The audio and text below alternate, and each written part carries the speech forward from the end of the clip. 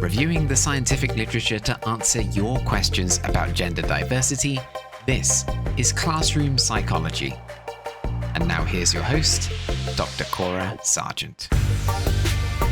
Hello everybody and welcome to Classroom Psychology. I'm your host Cora. Thank you so very much for joining me. It is, as always, wonderful to see you. I hope you're doing well. Hope you're enjoying the sunshine because it is sunny out there. I would know. I just got my sweater on. I work out my wheelchair out in the sun and boy, is it warm out there. Oh my goodness. But I hope you're doing well and I hope you're enjoying a new Labour government, as massive as it is. I mean, groundbreaking stuff, right? The world has changed, at least for the United Kingdom, as we lose a 14-year-long Conservative government and, welcome in a new Labour government. Now, if you're gender diverse, you might have hoped that this new Labour government would somehow bring balance to the force. Instead, they seem to be destroying it. I don't know what we expected, but for sure, we can see Wes Streeting and Keir Starmer already starting to maybe make it a bit challenging to be trans in the country, a bit generous. Wes Streeting already at the moment declaring that he'd like to permanently ban puberty blockers for young people, particularly for young people who are trans, specifically for young people who are gender diverse, not for young people with precocious puberty or anything, because of course, transgender people are a unique case and it's just a little bit dire. And we have the Prime Minister, Keir Starmer, being asked just before he was actually elected about transgender women on women's awards. And it's, for the trans community, we're watching, eager, waiting for this potentially and what would become our new Prime Minister to answer this very challenging question. And here's the answer to the question, folks.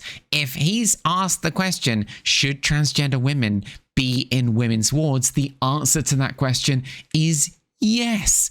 Yes. All patients deserve privacy and dignity and are obliged to behave in accordance with the rules of the hospital. And the hospital is required to ensure the safety of all of its patients. But transgender women do not pose a risk to anybody else. And therefore, they should be permitted to use the safe. They have indeed their own rights to privacy and dignity and to access healthcare. And of course, they deserve to be treated in the ways that are appropriate to them, given their gender identity. But when asked this question, Keir Starmer's answer was, well... So if I was identifying as a woman and I went to my NHS hospital, would I be allowed to be on a woman's ward if I identified as a woman? No. It's a single-sex ward. That if is I had the my NHS gender recognition certificate, I'd be allowed to on a woman's ward. You would be accommodated, but not on a woman's ward. And Where that's will I go? Well, hospitals already do this. There are ways that this can be done. What sort of ways? Well, lots of wards have side rooms, that sort of thing. Side rooms? I get a side room if I had a gender recognition certificate, do I? Nick, I've obviously spent quite a lot of time in hospitals. Many wards have the traditional beds laid out in that way. That is single sex. Many wards these days do have side rooms for general use, and they can be accommodated. But the rule about single sex wards is, or the policy is already there. The only reason, Emma, that there's any issue these days is because the government's lost control of our hospitals.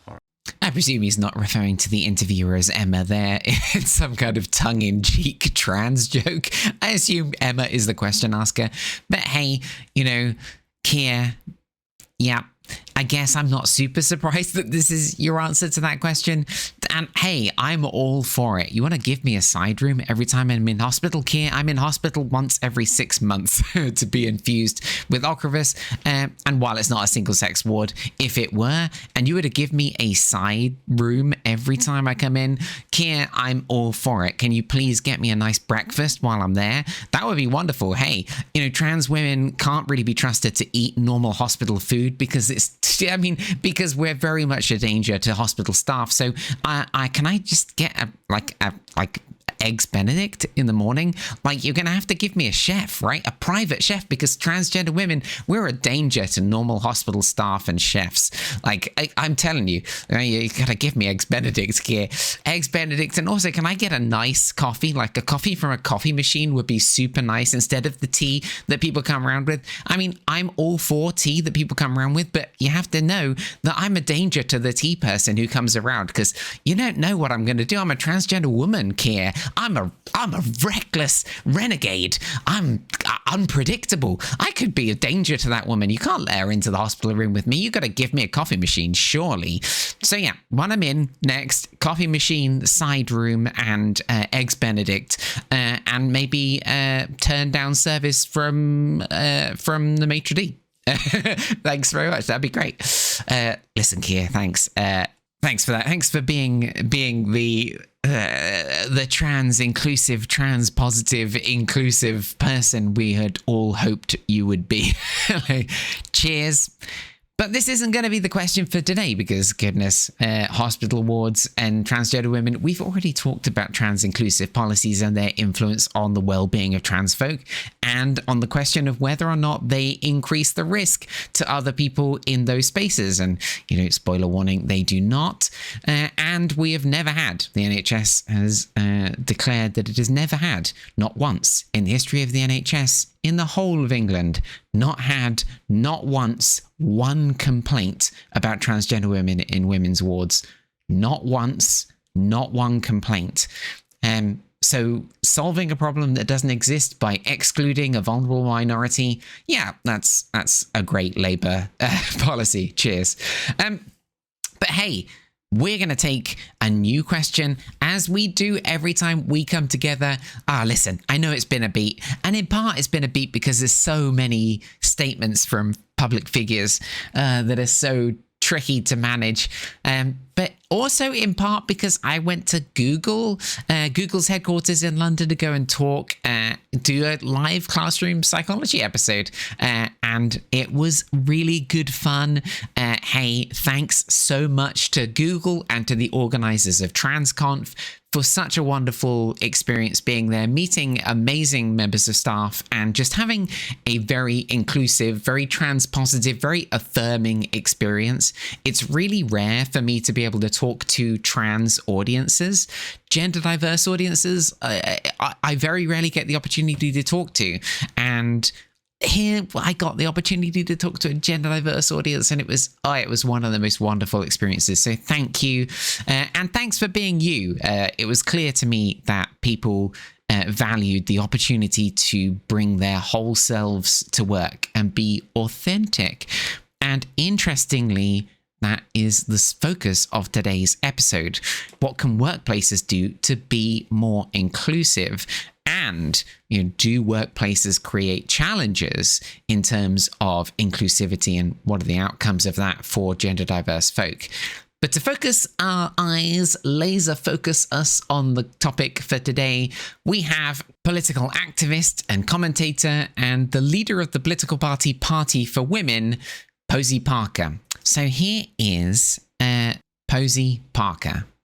Work in a shop, if you own a small business, if you own a funeral home, or if you own a salon that has mostly female clients, if not all female clients, or whatever, if you own a hairdressing salon, if you own a beautician's, I want you to be able to discriminate as much as you like against a man who calls himself a woman who wants to work. In fact, I would advise you to also not employ anybody who claims to have body dysmorphia so much so they've cut their own breasts off.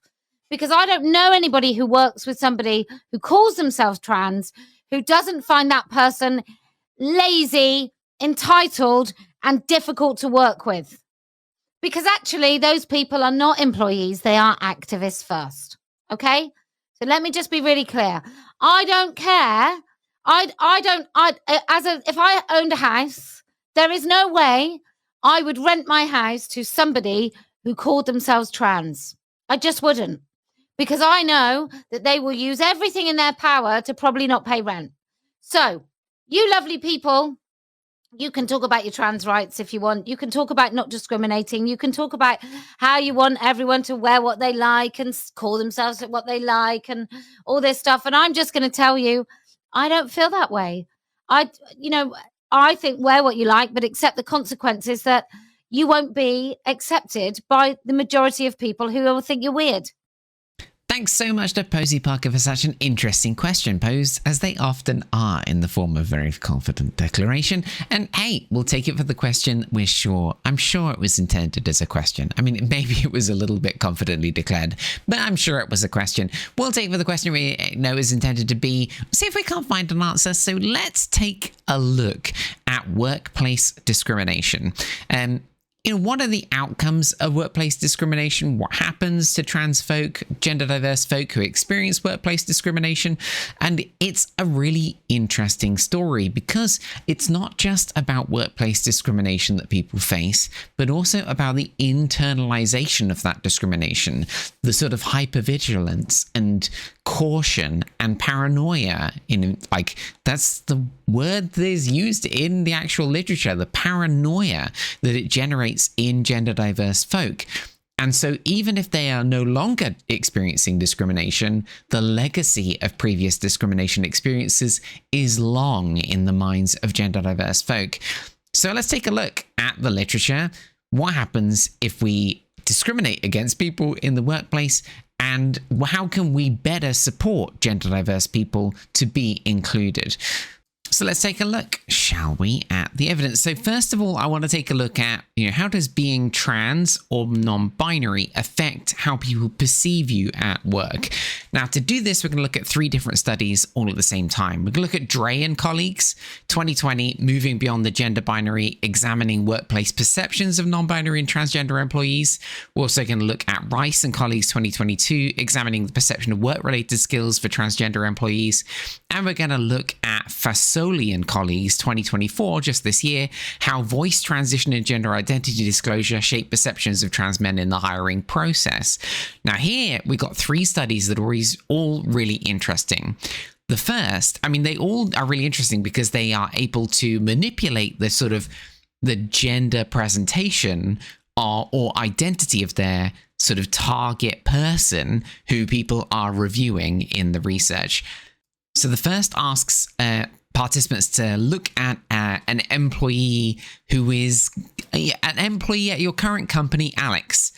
Alex is either, assigned male at birth, assigned female at birth, or intersex, identifies as either a man or a woman, or neither a man or a woman. So you got the ability to sort of present like the gender identity of the person as different from the gender they were assigned at birth. And then they can manipulate the presentation of Alex, saying Alex has a feminine appearance, a masculine appearance, or neither a masculine nor feminine appearance. Then they give a bunch of sort of details about Alex's eye color, hair color, and is right-handed. Talks about Alex's sort of work history, and then asks, how much do you like Alex? What is Alex's likability?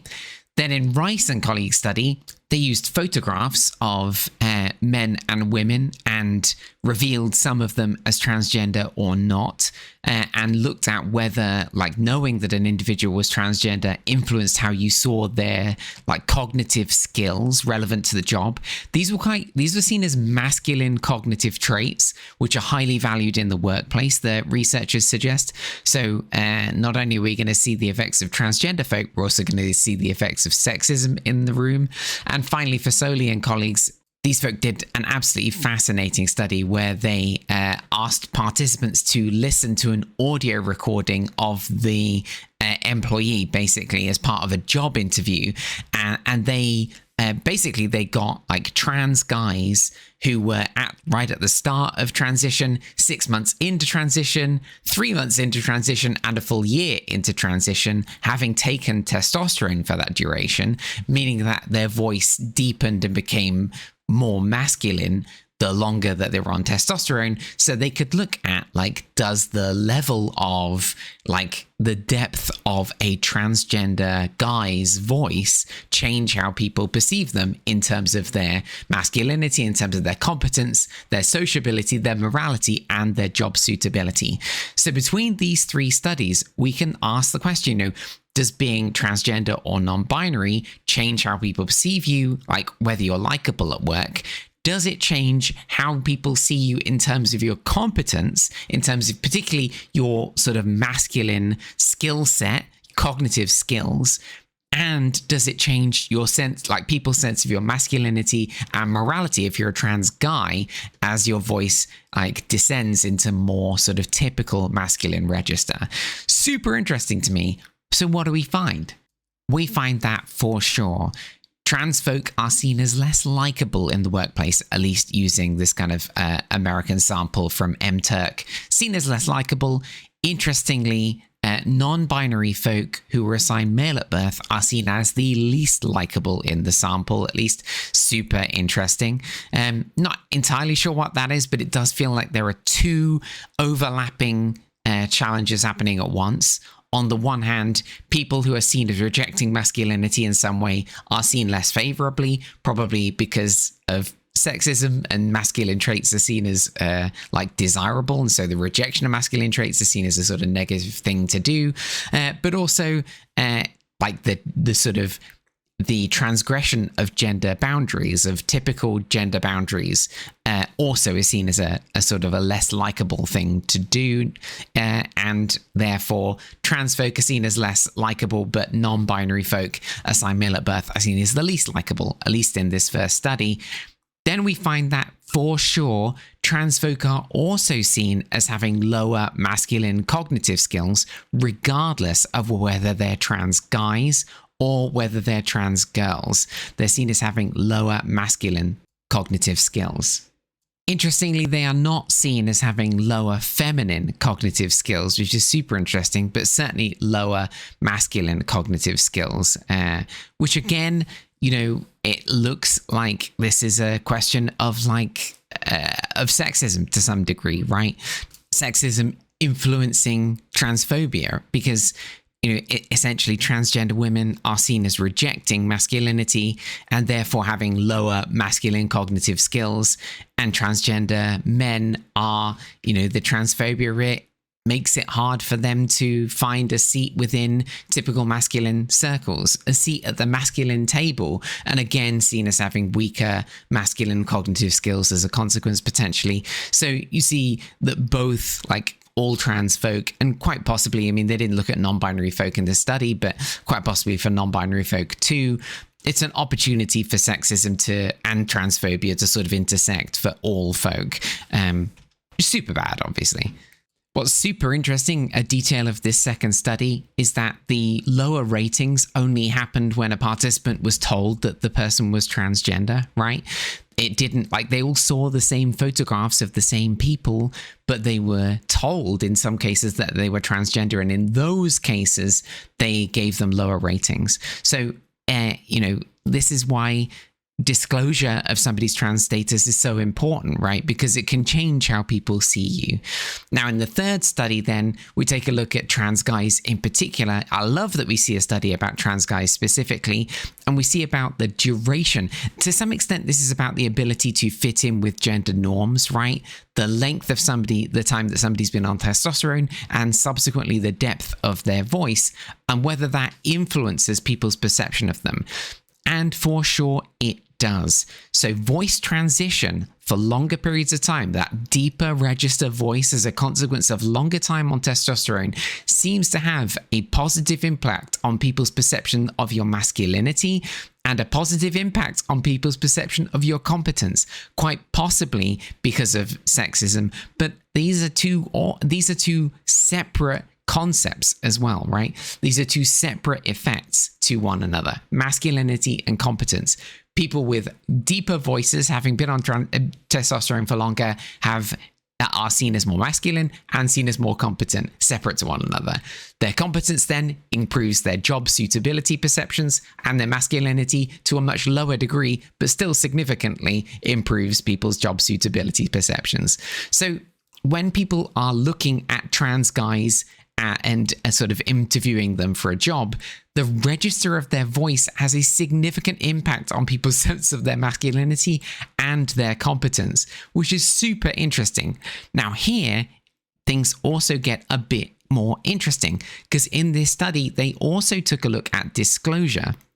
So for sort of interview candidates, participants were told whether or not this person disclosed that they were transgender.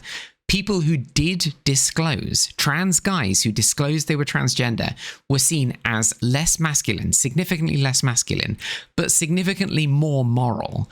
And that improved morality influenced their job suitability, whereas the deterioration of the sense of their masculinity didn't influence their job suitability. So at least in this study, trans guys with deeper register voices who told people that they were transgender had improved competence and improved sense of people's sense of their morality. Of course, none of this is true, right? Like, if somebody disclosing their transgender status doesn't make them more moral. Somebody having a deeper voice does not make them more competent. It doesn't make them more competent. And yet, that is clearly the public perception for these participants in the United States. Absolutely fascinating. So what does this all yield, right? What does this mean? It means that we have an increased risk for the transgender community and gender diverse communities more broadly, including non-binary communities, of workplace discrimination. And we have a handful of studies looking at transgender, non-binary, gender diverse folks' experience of workplace and career-related discrimination. They're all qualitative studies, these four. Dispenza 2012 will be first, and colleagues' experience of career-related discrimination from female to male transgender persons, a qualitative study. So these are all trans guys. 9 participants in the study, 18 years of age, all identified as trans guys and had some experience in work. They were on average 33 years of age. Only 6 of the participants identified as white, 1 identified as Pacific Islander, and 1 identified as Native American and half white, and the last identified as half white and Middle Eastern. Participants were all trans guys, of course, at different stages of the transition process. And here's what they said. I don't think the employer even knew what to make of me, so he would give me tips on how I should dress. Did he think I was 12 years old or something and can't figure it out? When I would go to conferences, he would make sure I wore khaki pants and a blazer. Some people I work with would ask me, did he tell you if you should wear boxers or briefs too? Brilliant. I do love qualitative research. The participants can be really funny. I was interviewing to be a front desk person at a salon, and the interviewing manager there loved me. It happened to be that the salon was owned by 2 gay men, and when they found out I was going to be considered for the job, they freaked out. I didn't get the job. They were worried I was going to be an issue with the clients because of my gender. My biggest issue, and the most stressful factor related to being transgender, is that when I'm old and put in hospital, they'll probably put me in the women's ward. I see it now. They treat people like shit. God forbid I end up in a veterans home. This one person that my organization went to rescue from this, and she died a week later after we found her, they just left her in her own filth. They wouldn't even clean up after her because they thought she was a freak. I definitely feel we challenge patriarchy, and that's a huge problem. It's that we're not as generally accepted as much. I think trans men were and are still not as visible as trans women, and we're considered second class to a lot of the trans women or trans female. There are a lot of reasons out there for the MTF community, male to female community, than there are for female to male. Finding a good surgeon that is even mildly affordable is difficult, as prices are definitely higher and more difficult for female to male. There was always a lot of stress, especially when I first started to take hormones. It was extremely stressful because I never knew what people thought of me, especially at work. or how they made sense of what I was doing or what I was going through. They responded to me based on what they thought of me, and I had to figure out how to respond back. I was always really anxious about that. I would begin to question, what's my place in the world? Green and Irvin in 2024 followed this up. Very cool piece of work. The Cost of Crossing Gender Boundaries, Trans Women of Color and the Racialized Workplace Gender Order in Gender Work and Organization. So these researchers traveled 5 cities in different regions of the US, Atlanta, Chicago, Los Angeles, New York, and San Francisco, to conduct interviews with trans women and femme of color, basically. So trans femme of color. Really fascinating piece of work. These cities have substantial trans populations. That's why they went there. And in total, they managed to interview 23 women of diverse races and ages, all born between the ages of 1960 and 1996. And here is what they said. I absolutely find these kind of pieces of work adorable because you get to hear from people's genuine experience.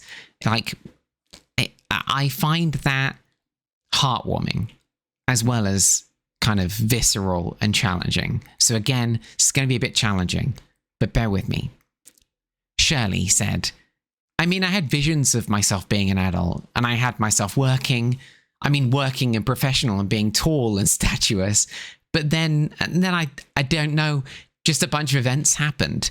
Coming out as trans, being attacked, and having those experiences of people expressing their shame and disgust around me being who I was. And that kind of like killed that dream, so to speak. But I did hold on to a piece of that. But I think there were so many negative things happening, especially being 1980, being black and being trans, being a streetwalker, already having a criminal record for streetwalking. It was just like, it just seems like my possibilities were limited to the streets and drugs and prostitution. And Melissa, I'd already begun to transition and I couldn't get a job. I would go in even to places like McDonald's and I couldn't get a job. I applied for about 300 jobs during that year. Professional resume with all this stuff on it. I would walk in and people would look at me, which in the beginning, the look was rough and didn't believe I had a degree from my undergraduate university, although they thought I was using someone else's name. Didn't think I'd been an assistant to the dean. They were like, this look doesn't look like what's in the resume. And it was difficult. I had to make money. I lost my apartment. So I found myself on the street with women who basically didn't have a high school diploma. The interviewer asked, what were some of the moments that were hardest for you to ground yourself and move through? Melissa said, when I applied for jobs inside the organization and some of them got up to a different position, they say, you're doing great work. We're going to give that to someone else. But I've been here longer and I'm doing a great job. My reviews are great. They say, well, you hang in there. Your time is coming. We're going to reward you. And you say, okay, that hurts to see someone come in and take a job that you're already doing. You're already there. You're ready, willing, and able. And they say, no, not today. That hurts a great deal. I mean, I had done some of the work in my previous years. I'm like, I used to do this at the college where I worked. Logic models. I know this. I have 3 years of director experience. Well, yeah, but it's been years and since you've done those things and things have changed, or, oh, we're going to hire so-and-so.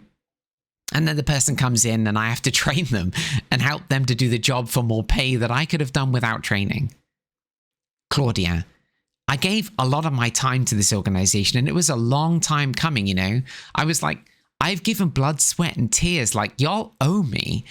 And just to feel like I hadn't gotten my dues, just because what had happened was that there were some folks who did try to create a different separate position for me here at the organization. And then it kind of fell through. And then there was a lot of infighting, a lot of people at each other's throats.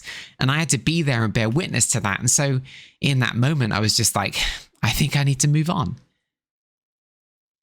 And then McCarthy and colleagues doing non-binary gender, the occupational experience of non-binary persons in the environment in the Journal of Occupational Science. 4 participants who are all non-binary, all over 18, all brought together to basically talk about their experience of workplace discrimination.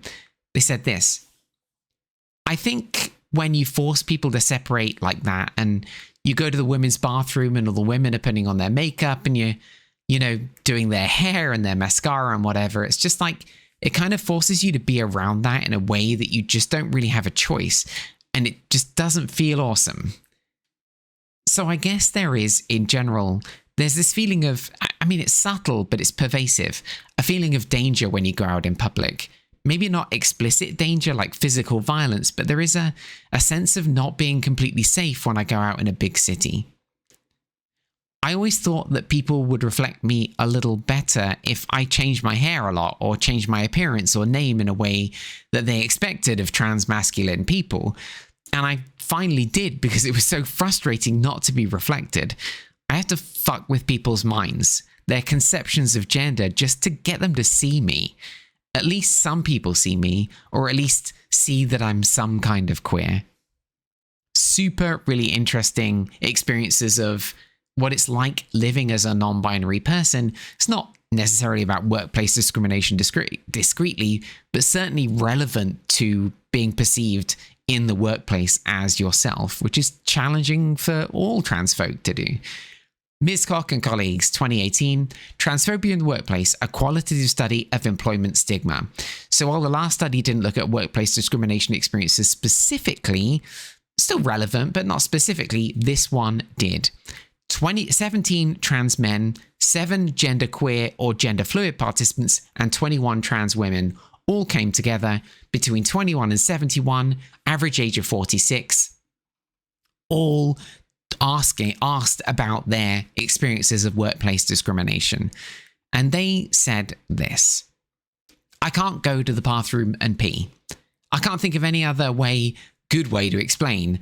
I try to avoid multi-stall bathrooms altogether, so I'm lucky that the actual building that I'm in has an unlabeled unisex bathroom.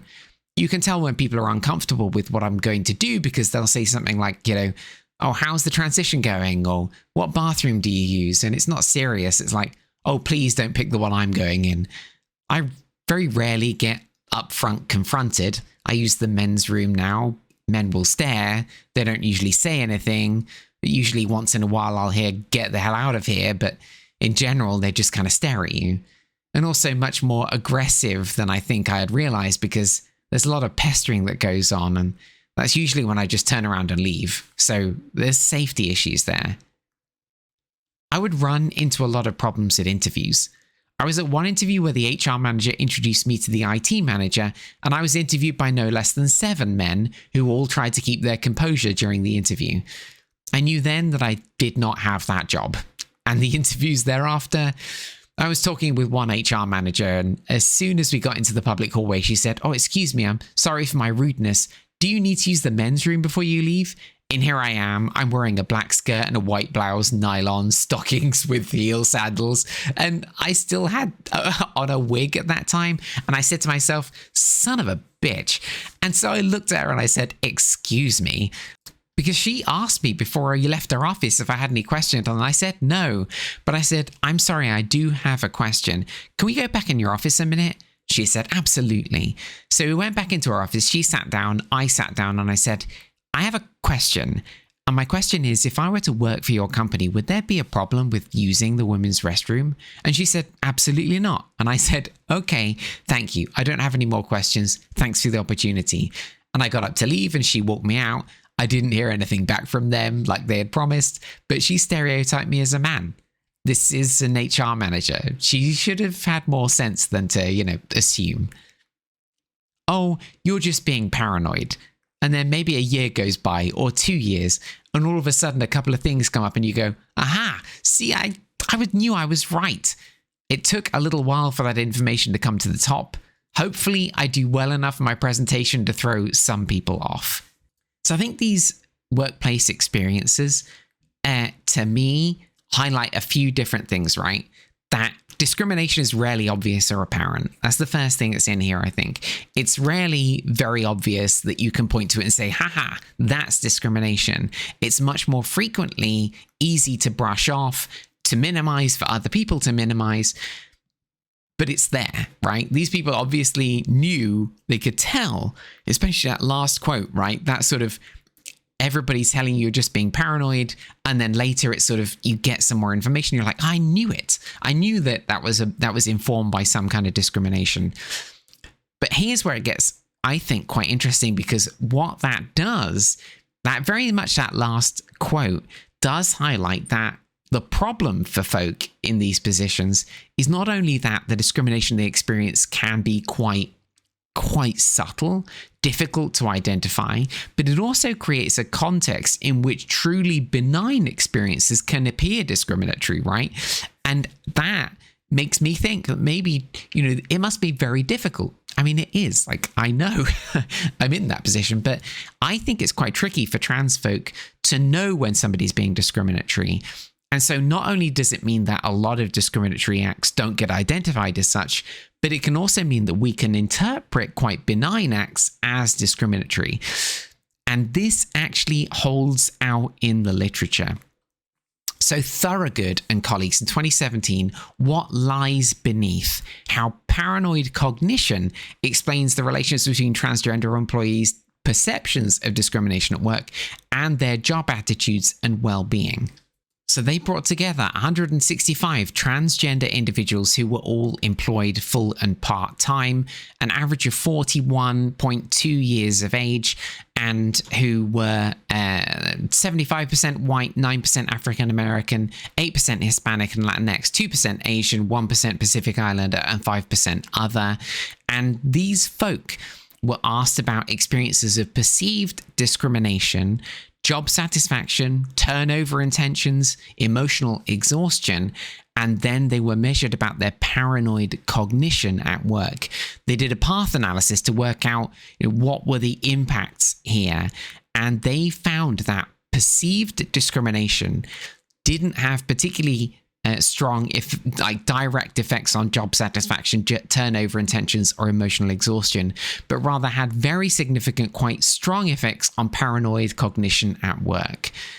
And then paranoid cognition at work had strong deleterious effects on job satisfaction, strong effects on turnover intentions, and strong effects on emotional exhaustion. So what they found was that participants experiencing discrimination then have engage in paranoid cognition, because then once you've experienced discrimination, you perceive you're being discriminated against, you start to see other things that are more benign as potential opportunities for discrimination, right? It's really tricky. Now, the wider literature suggests that what happens is that people they perceive discrimination as taking place. If they perceive it takes place frequently, then they start to develop kind of hypervigilance to potential discrimination, rumination, sinister attributional tendencies, right? If you get used to being discriminated against, you start to see things that aren't discrimination as potentially guided by discriminatory attitudes.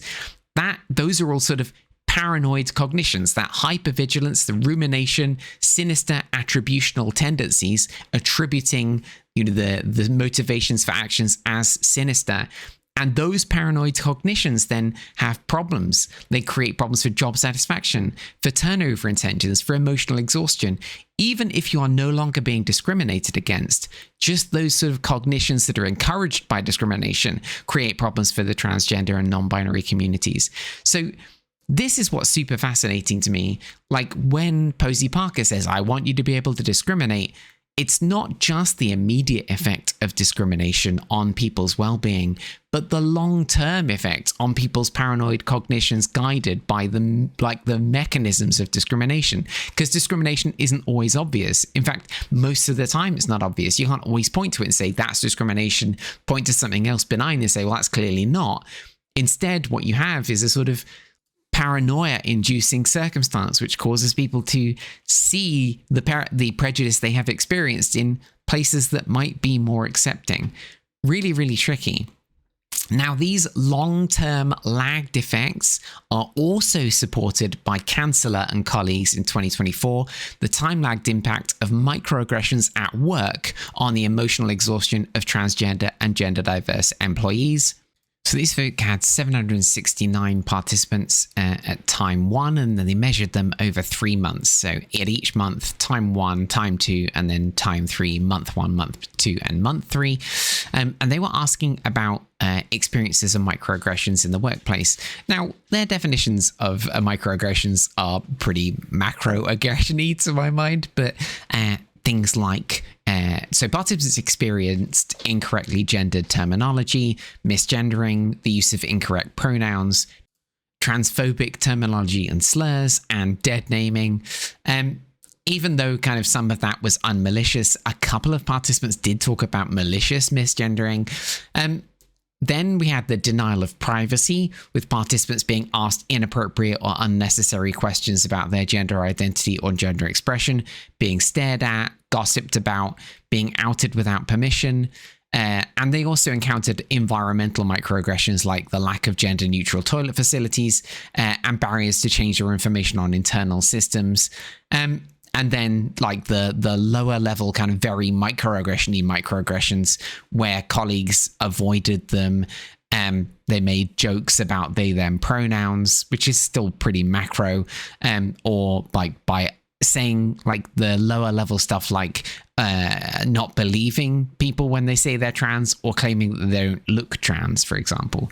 So these were the kind of microaggressions that these folk were really interested in, but they were interested in the lagged effect of these. So interested in the sort of changes over time. So this is where we can start to get a sense of direction of effect, right? So do workplace discrimination, this kind of low-level, sometimes relatively high-level microaggressions that people experience at time 1, then have lagged effects. So months later, do people have, lagged long-term effects on their emotional exhaustion? They're also kind of interested in perceived social support. So, transgender, gender diverse people at work, do they experience social support, and does that social support influence their emotional exhaustion? Does it mitigate the effects of microaggressions at work? And what they found is quite fascinating. They found that microaggressions at work for sure at time 1 predicted emotional exhaustion at time 2 and emotional exhaustion at time 3. So they have microaggressions at work that have very strong effects on emotional exhaustion. Now, perceived social support also had quite positive effects, not anywhere near as strong, but still quite positive effects on emotional exhaustion. But these were two very separate effects. Perceived social support didn't change the influence of microaggressions at work. So social support at work is really important. It will help with transgender and gender diverse folks' emotional exhaustion.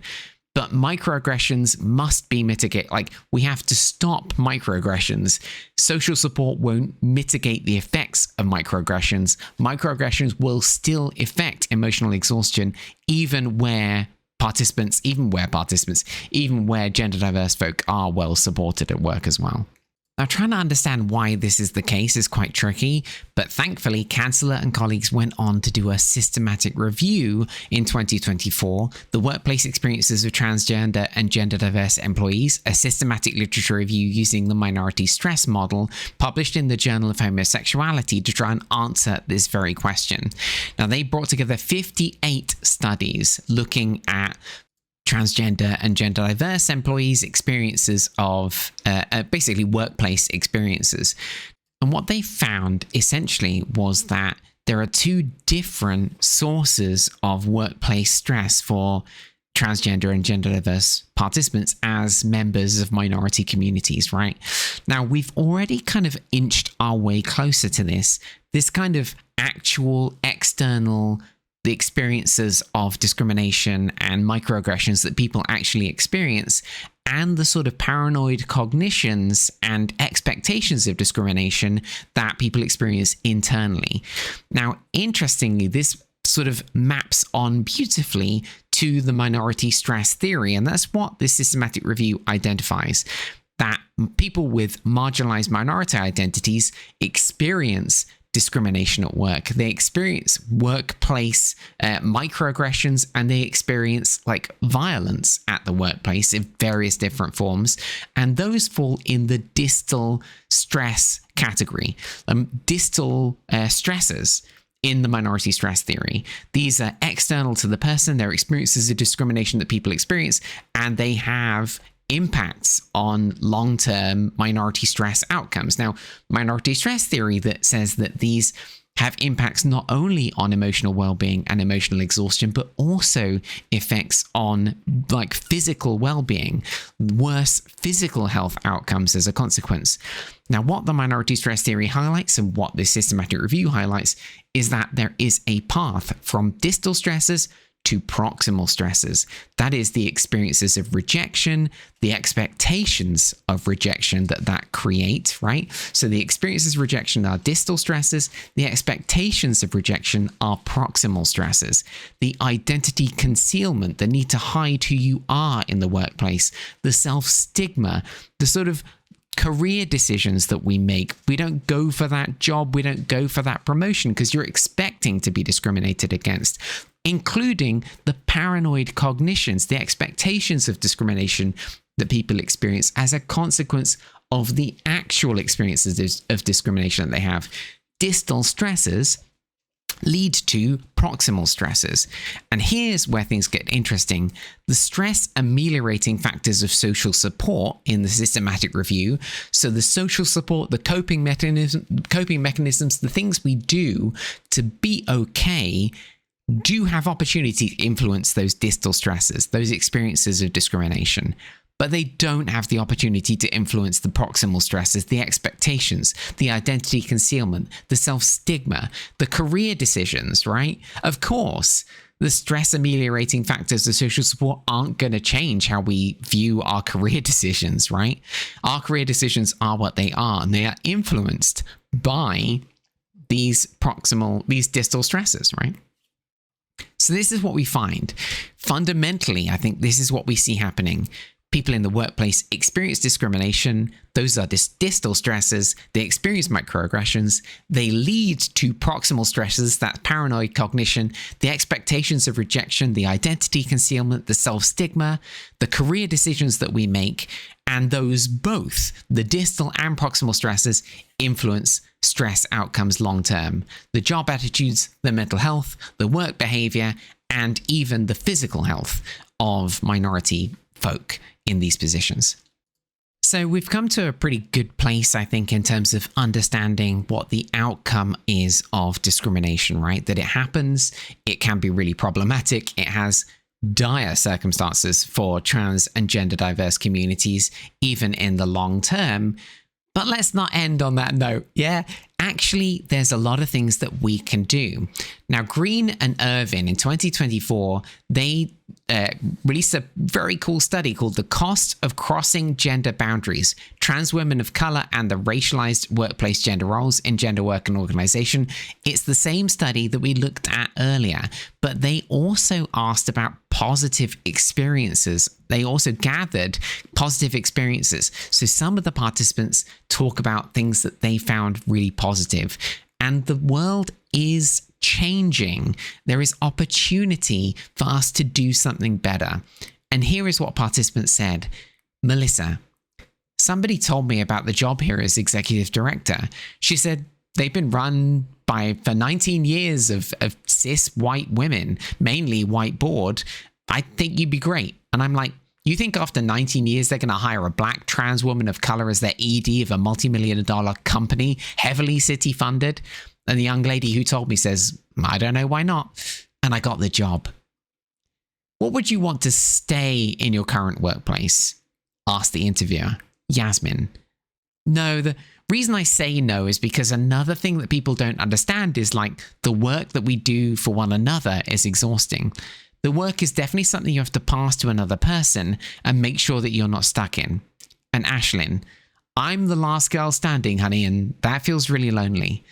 I'm just emotionally exhausted, and I have so many other passions and things inside of me that I want to be cultivated, that I feel like being a director is actually really scary because is this truly what I want? It is. And I'm exhausted, and I don't want to enter this directorship with this resentment towards community. What these participants are saying is not dissimilar to what Leah Lakshmi says in her book Care Work. I've read this book.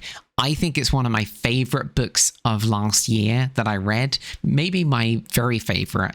It's brilliant. It's about the webs of care that QD BIPOC, queer and trans and black indigenous people of color, about the care webs of diverse communities looking after each other when systems and services are not built with them in mind, and where systems and services are just unavailable, inaccessible, or poorly designed.